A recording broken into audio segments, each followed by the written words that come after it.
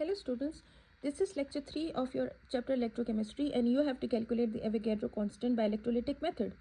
Avogadro constant is denoted by L and it is the number of specified particles in 1 mole. We have to find the value of Avogadro constant and we have to calculate the charge associated with 1 mole of electrons. So L equals to charge on 1 mole of electrons over charge on 1 electron. So by experiment we can find the charge on 1 electron, which is 1.60 into 10 raised to the power minus 19 coulomb. This is the setup used to calculate the Avogadro constant. This is the copper sulfate solution. This is the copper anode. This is the cathode, which is also copper. This is variable resistor, DC power supply, and ammeter.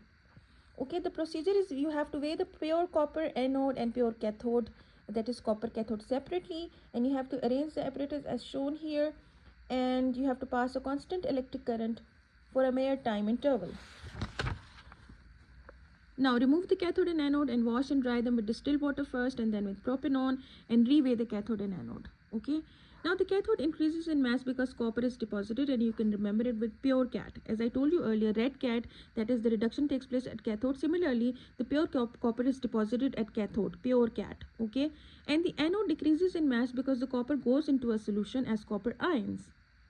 The decrease in mass of anode is measured, and this is preferred because the copper does not always stick to the cathode very well.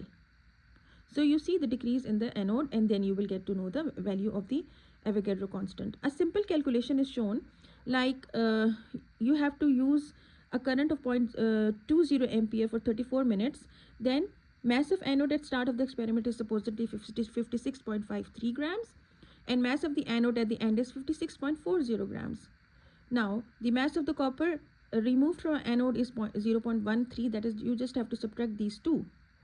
Now the quantity of charge passed, Q equals to IT, that is the minutes were 34, which is multiplied by 60 to convert it into seconds, and multiplied with the ampere, that is 0.20, you get 408 coulombs. Now to deposit 0.13 grams of copper requires 408 coulombs.